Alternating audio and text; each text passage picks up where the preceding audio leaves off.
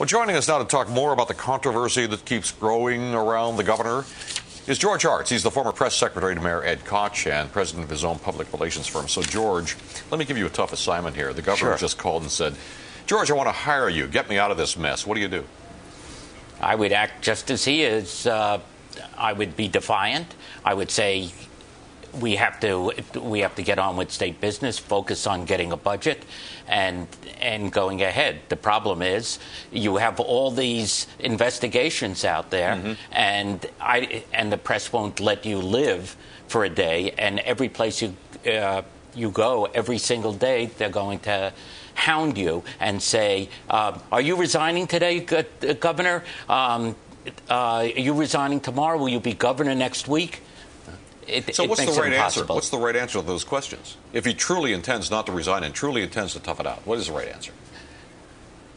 For him, this is a scenario that has many answers to it because there are legal implications. Obviously, there are investigations. There could be criminal charges out of these investigations. Maybe part of the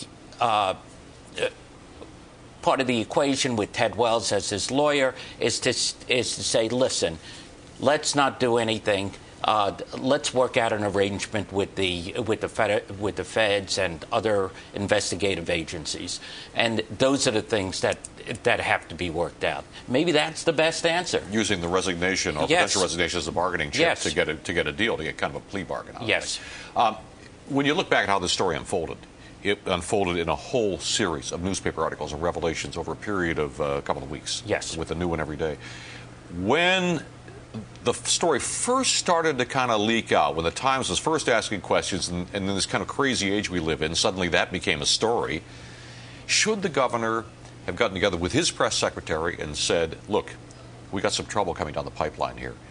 Let's get out in front of it. Let's reveal everything now and cut this off. At least get it all out at once. I think what he should have done is gotten together with his the legal minds, both in and outside of government, and with his press people, and say,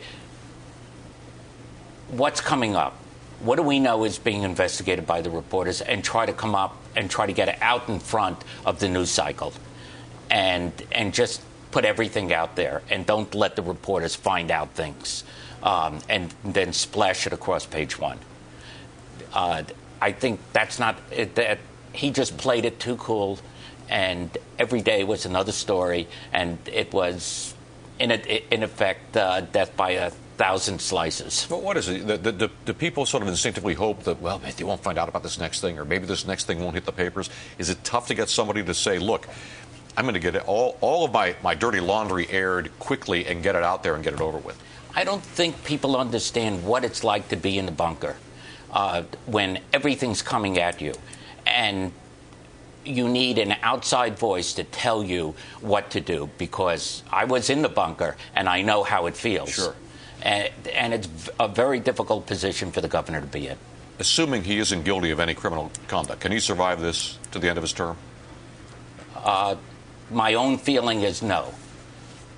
It's very difficult every day to be hounded by reporters. All right, George Arzt, thanks for coming in and sharing your wisdom. We appreciate it. Well, a former governor of